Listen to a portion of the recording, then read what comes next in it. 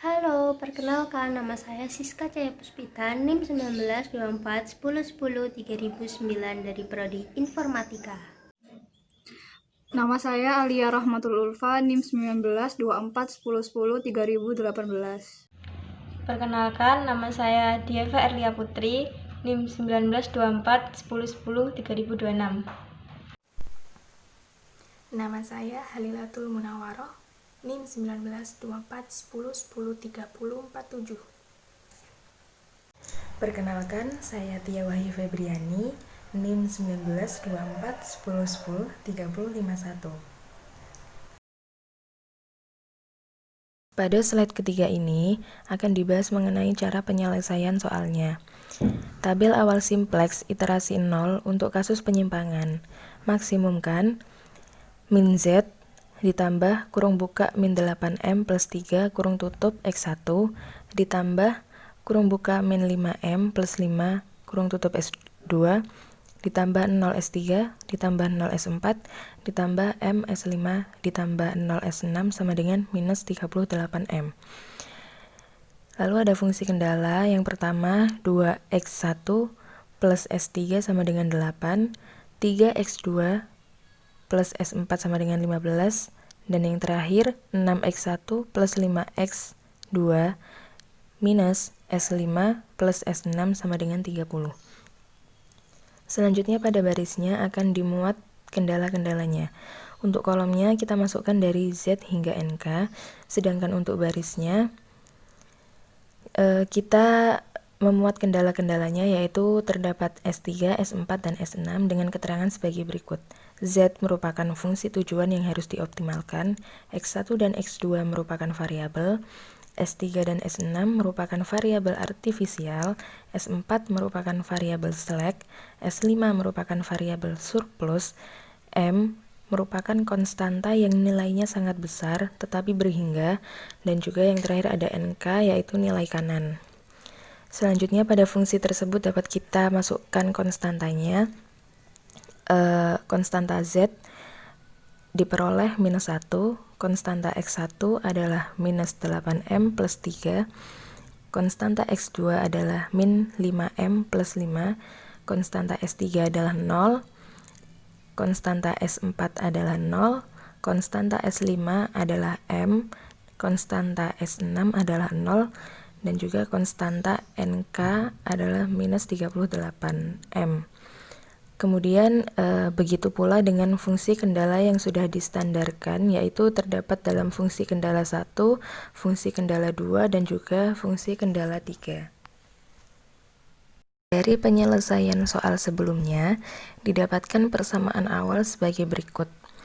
Model matematika, fungsi tujuan, di mana terdapat min Z sama dengan 3X1 plus 5X2, fungsi batasan, yang pertama 2X1 sama dengan 8, yang kedua 3X2 kurang dari sama dengan 15, yang ketiga 6X1 plus 5X2 lebih dari sama dengan 30, di mana X1, X2 lebih dari sama dengan 0.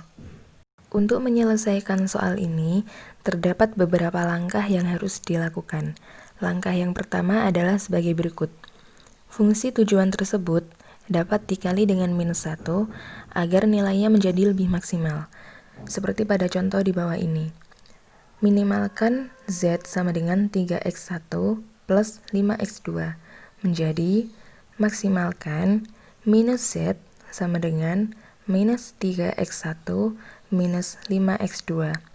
Nah, ini disebut fungsi maksimal. Selanjutnya langkah kedua. Untuk langkah kedua ini mengenai fungsi kendala.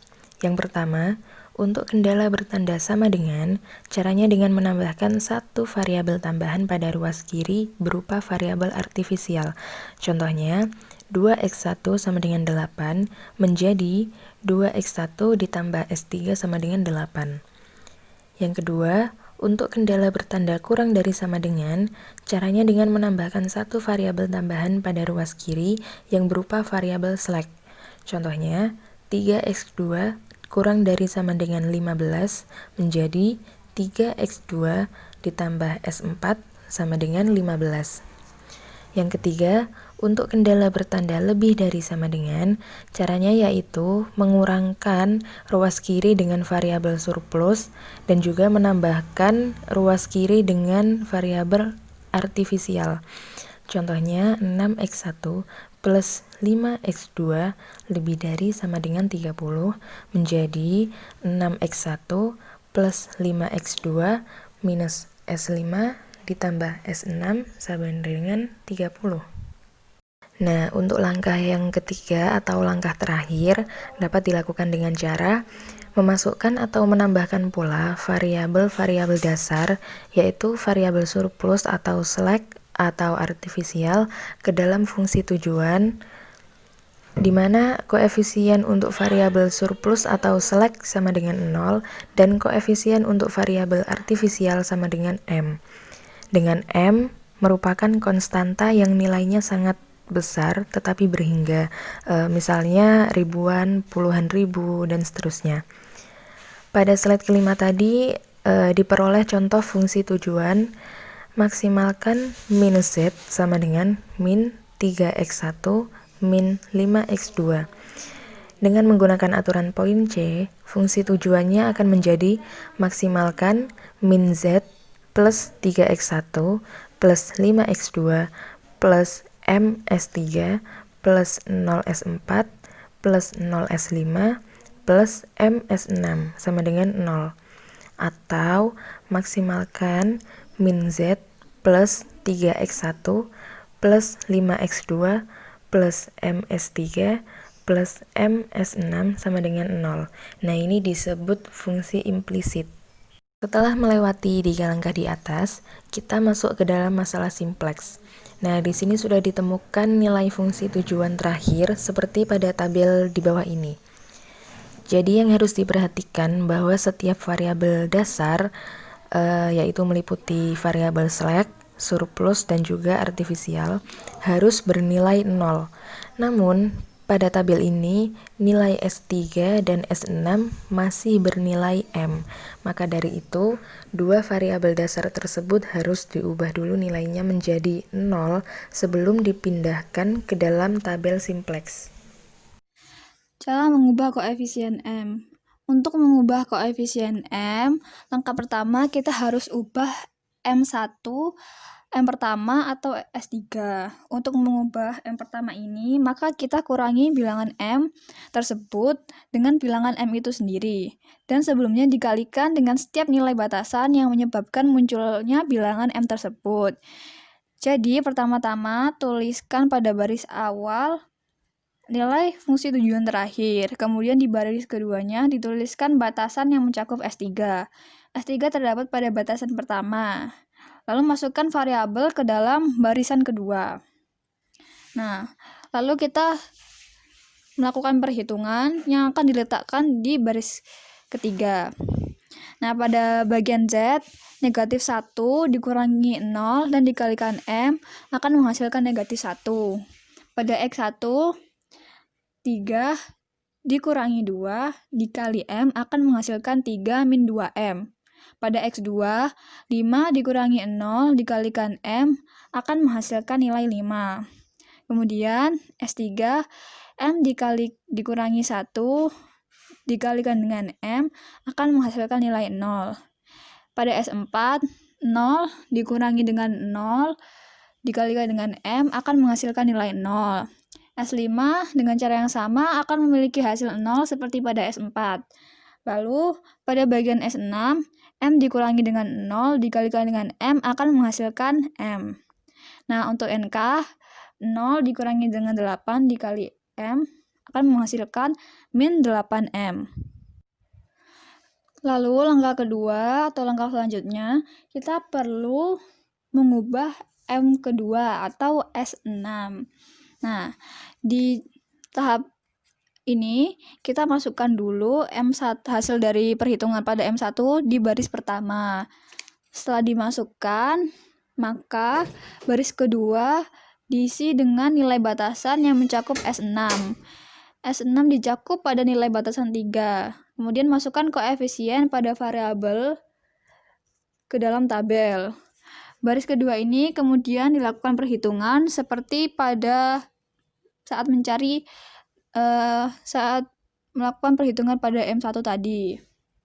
Nah, pada perhitungan kali ini bagian Z ini min 1 akan dikurangi dengan 0 dan dikalikan M sehingga menghasilkan min 1. X1 3 dikurangi 2M dikurangi 6 dikalikan M menghasilkan 3 min 8M. X2 5 dikurangi 5 dikalikan M akan menghasilkan 5 min 5M. Pada S3-nya 0 dikalikan 0 dikalikan dengan M akan menghasilkan nilai 0. S4 dengan cara yang sama juga akan memiliki hasil 0 seperti pada S3. Lalu pada S5 0 dikurangi negatif 1 dikalikan M akan menghasilkan M. S6 M dikurangi 1 dikalikan M menghasilkan 0. Dan pada NK min 8M dikalikan 30 min 8M dikurangi 30 dikalikan M akan menghasilkan min 38M. Dari perhitungan-perhitungan ini, maka nilai M pertama dan M kedua telah menjadi 0. Selanjutnya, kita akan masuk ke dalam iterasi pertama. Ini merupakan tabel dari iterasi pertama. Nah, kolom-kolom pada baris Z yang ditandai dengan warna hijau ini merupakan koefisien dari fungsi tujuan. Dari sini kita dapat mencari kolom kunci. Kolom kunci dapat didapatkan dari nilai terkecil, yakni pada kolom X1. Kita beri tanda kolom kunci ini dengan warna kuning. Mengapa X1? Karena X1 ini merupakan kolom dengan nilai terkecil. M merupakan nilai yang amat besar, jadi ketika nilai yang amat besar dikalikan minus, maka nilai tersebut akan menjadi nilai yang amat kecil. Pada iterasi pertama ini, kita bisa tentukan indeks. Untuk menentukan indeks, maka nilai kanan atau NK dibagi dengan X1 yang merupakan kolom kunci. Pertama, kita cari indeks dari S3. Untuk mencari indeks X3, berarti NK pada S3 dibagi dengan X1 pada S3. Itu berarti 8 dibagi 2 menghasilkan 4. Jadi, indeks dari S3 adalah 4. Kemudian, indeks pada S4 15 dibagi dengan 0, sehingga menghasilkan indeks tak terhingga. Pada indeks S6, nilai kanan yaitu 30 dibagi dengan X1 yang merupakan 6 akan menghasilkan 5. Itu berarti indeks dari S6 adalah 5. Setelah kita mendapatkan baris kunci, dapat dilihat terjadi perpotongan antara baris kunci dan kolom kunci. Perpotongan tersebut terjadi pada angka 2. Angka 2 tersebut disebut sebagai angka kunci. Selanjutnya, kita akan menentukan baris kunci. Untuk menentukan baris kunci baru, kita harus membagi antara baris kunci lama dibagi dengan angka kunci. Di sini sudah kita ketahui bahwa angka kunci yang kita dapatkan yaitu 2. Pertama, untuk kolom Z, baris kunci lamanya 0. Kemudian kita bagi 2, hasilnya 0. X1, 2 dibagi dengan 2 sama dengan 1. X2, 0 dibagi dengan 2 sama dengan 0. S3, 1 dibagi 2 sama dengan setengah. S4, 0 dibagi dengan 2 sama dengan 0. S5, 0 dibagi dengan 2 sama dengan 0. S6, 0 dibagi dengan 2 sama dengan 0. Dan nilai kanan, 8 dibagi 2 sama dengan 4. Di sini kita akan mendapatkan X1 baris kunci. Setelah kita mendapatkan nilai baru baris kunci, kemudian kita akan menentukan baris baru untuk Z. Caranya, baris baru sama dengan baris lama dikurangi koefisien pada kolom kunci dikalikan nilai baru baris kunci. Di sini sudah kita ketahui bahwa koefisien pada kolom kunci sama dengan min 8M plus 3. Untuk kolom X1, min 8M plus 3 dikurangi hasil kali dari min 8M plus 3 kalikan 1, hasil akhir sama dengan 0. Kolom X2, min 5M plus 5 dikurangi hasil kali min 8M plus 3 kalikan 0, hasil akhir sama dengan min 5M plus 5. Kolom S3, 0 dikurangi min 8M plus 3 kalikan setengah, dengan hasil akhir sama dengan 4M min 3 per 2. S4, 0 dikurangi hasil kali dari min 8M plus 3 kalikan 0, hasil akhir sama dengan 0. S5, M dikurangi min 8M plus 3 kalikan 0, hasil akhir sama dengan M. S6, 0 dikurangi min 8M plus 3 kalikan 0, hasil akhir sama dengan 0. Dan untuk nilai kanan, min 3 8M dikurangi min 8M plus 3 dikalikan 4, hasil akhir sama dengan 6M min 12. Dari sini kita peroleh nilai baru.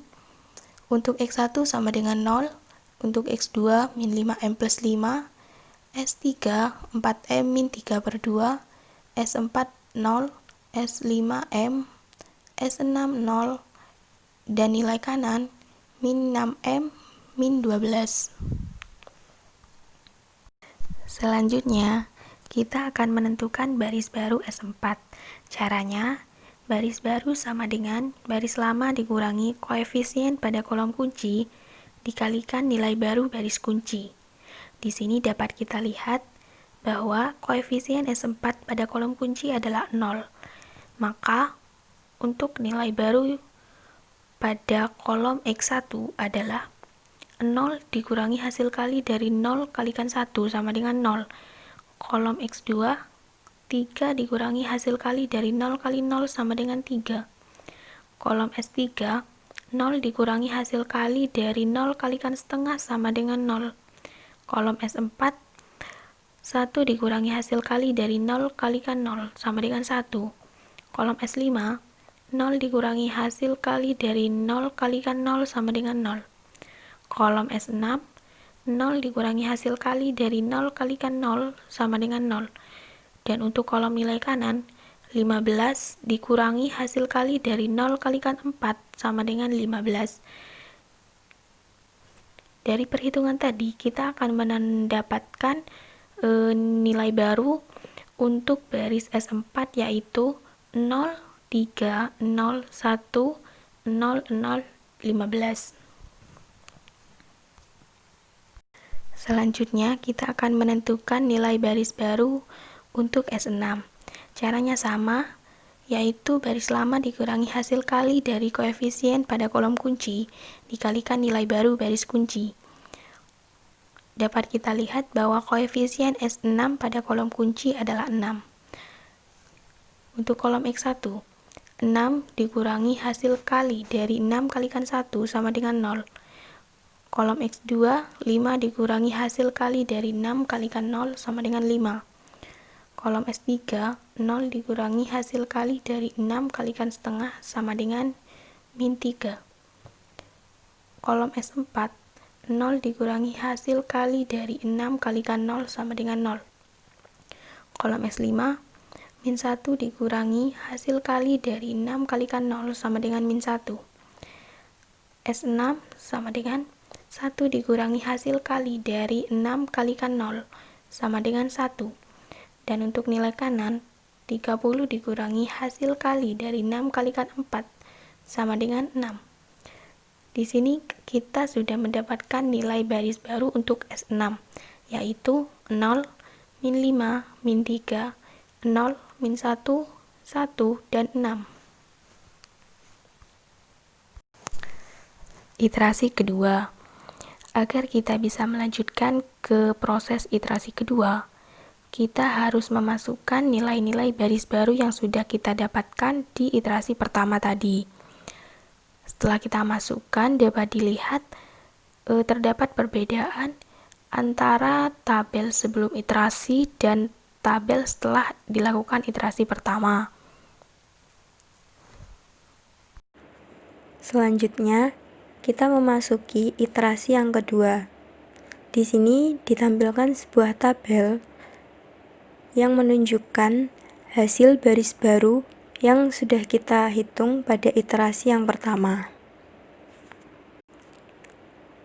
Kemudian, sama halnya seperti iterasi yang pertama, langkah awal yang dilakukan yaitu menentukan baris tujuan. Di sini, Z merupakan baris tujuan. Langkah kedua yaitu menentukan kolom kunci. Kolom kunci ini kita dapatkan dengan cara mencari nilai yang paling kecil dari baris Z. Di sini nilai yang paling kecil yaitu min 5M ditambah 5. Ini merupakan yang paling kecil karena M merupakan konstanta yang nilainya sangat besar sekali tapi berhingga.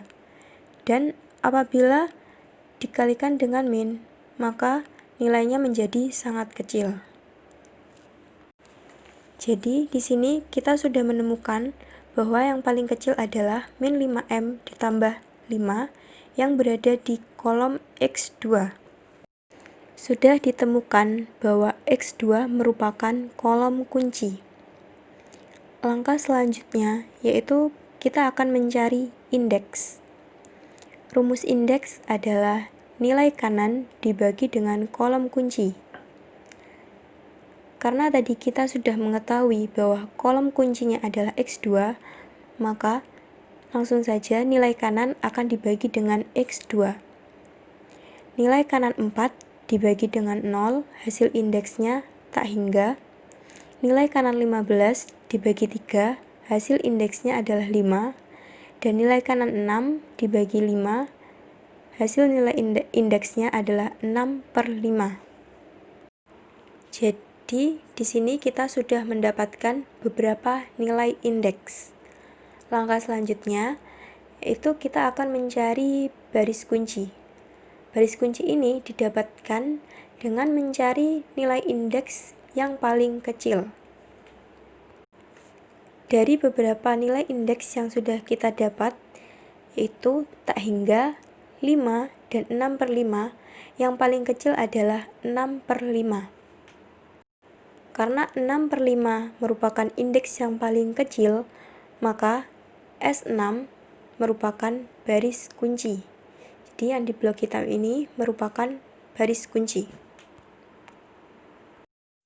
Langkah selanjutnya adalah kita akan mencari angka kunci. Setelah menemukan indeks terkecil, selanjutnya dapat menentukan baris kunci melalui indeks terkecil. Baris kunci tersebut adalah baris S5. Setelah menemukan baris kunci dan kolom kunci, baru kita dapat menentukan angka kunci. Angka kunci dapat ditemukan melalui perpotongan baris kunci dan kolom kunci. Hasil perpotongannya adalah nilai 5. Langkah selanjutnya adalah menentukan X2 baris kunci. Rumus mencari baris kunci baru adalah baris kunci lama dibagi angka kunci. Yuk kita mulai dari kolom Z. Kolom Z mempunyai baris kunci lama 0 dibagi 5, yaitu angka kuncinya sama dengan 0. Lalu selanjutnya kolom X1 mempunyai baris kunci lama 0 dibagi 5 sama dengan 0. Selanjutnya kolom X2 mempunyai baris kunci lama 5 dibagi angka kuncinya 5 sama dengan 1. Kolom X3 mempunyai baris kunci lama min 3 dibagi angka kuncinya 5, yaitu min 3/5. Kolom S4 mempunyai baris kunci lama 0 dibagi angka kuncinya 5 sama dengan 0. Kolom S5 mempunyai baris kunci lama minus 1 dibagi angka kuncinya 5 sama dengan min 1/5. Kolom S6 mempunyai baris kunci lama 1 dibagi 5, yaitu angka kuncinya sama dengan 1/5. Nilai kanan mempunyai baris kunci lama 6 dibagi angka kuncinya yaitu 5 sama dengan 6/5. Lanjut, sekarang kita akan menentukan baris baru Z. Gimana sih cara menentukan baris baru Z?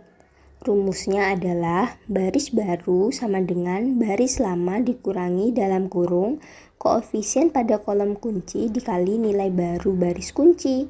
Kita mulai dari kolom X1 yuk. Kolom X1 mempunyai baris lama 0 dikurangi dalam kurung koefisien pada kolom kuncinya yaitu min 5M plus 5 dikali nilai baru baris kuncinya yaitu 0, hasilnya adalah 0. Lanjut kolom X2. Kolom X2 mempunyai baris lama min 5M plus 5 dikurangi dalam kurung koefisien pada kolom kuncinya yaitu min 5M plus 5 dikali nilai baru baris kuncinya yaitu 1, hasilnya adalah 0. Lanjut kolom S3. Kolom S3 mempunyai baris lama 4M min 3/2 dikurangi koefisien pada kolom kunci yaitu min 5M plus 5 dikalikan nilai baru baris kuncinya yaitu min 3/5, hasilnya adalah M plus 3/2. Lanjut kolom S4. Kolom S4 mempunyai baris lamanya yaitu 0 dikurangi dalam kurung koefisien pada kolom kuncinya yaitu min 5M plus 5 dikalikan nilai baru baris kuncinya yaitu 0, hasilnya adalah 0. Lanjut kolom S5. Kolom S5 mempunyai baris lama yaitu M dikurangi koefisien pada kolom kuncinya yaitu min 5M plus 5 dikalikan nilai baru baris kuncinya yaitu min 1/5, hasilnya adalah 1. Lanjut kolom S6.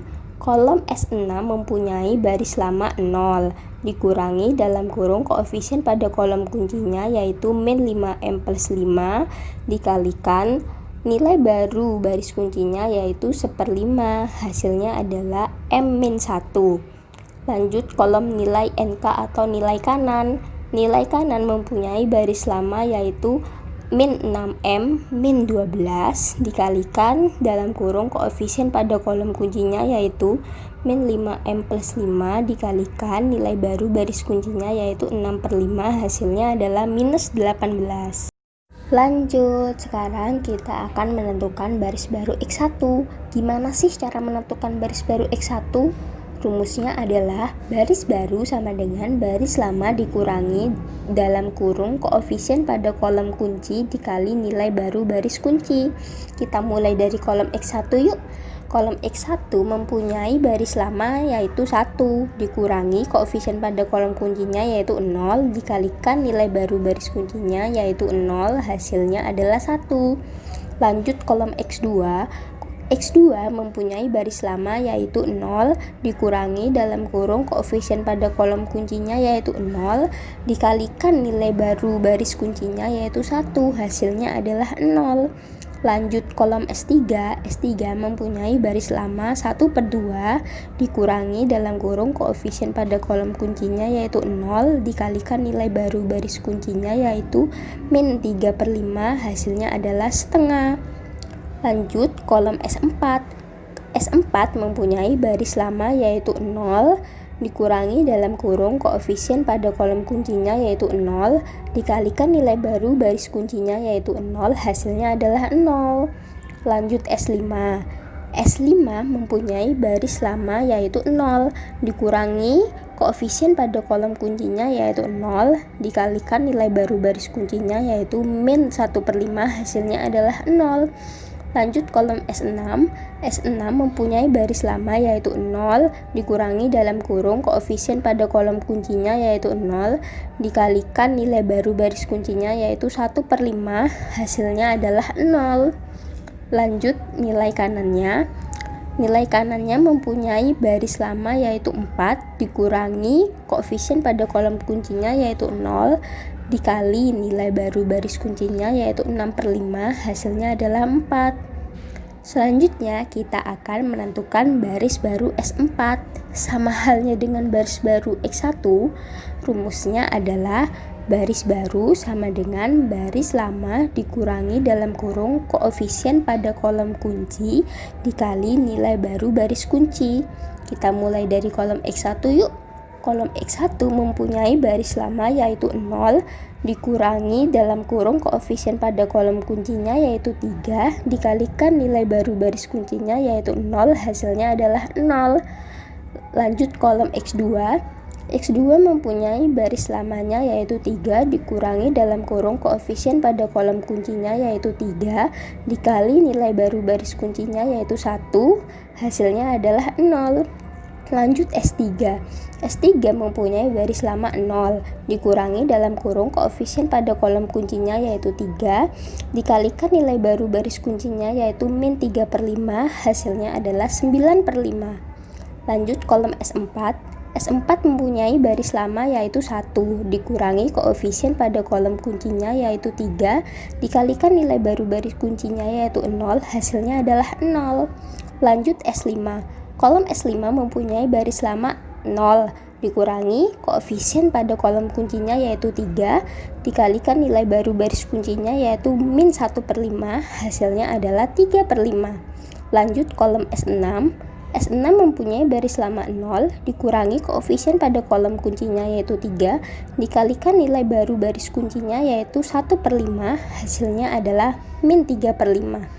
Lanjut nilai kanannya. Nilai kanan mempunyai baris lama yaitu 15 dikurangi dalam kurung koefisien pada kolom kuncinya yaitu 3 dikalikan nilai baru baris kuncinya yaitu 6/5, hasilnya adalah 57/5. Dan yang terakhir adalah tabel simplex final. Tabel ini merupakan hasil dari iterasi kedua. Iterasi akan berhenti jika tujuan sudah mencapai nilai maksimum, di mana pada baris tujuan sudah tidak ada lagi yang bernilai negatif. Pada tabel tersebut, nilai Z adalah -1 dan nilai kanan adalah -18. Jadi, -Z sama dengan -18 menjadi Z sama dengan 18. Penyelesaian sudah mencapai solusi maksimum karena sudah tidak ada lagi negatif pada fungsi tujuan Z dengan hasil X1 sama dengan 4, X2 sama dengan 6/5, Z min sama dengan 18. Baik, mungkin cukup sekian penjelasan materi dari kelompok kami. Kurang lebihnya mohon maaf. Wassalamualaikum warahmatullahi wabarakatuh.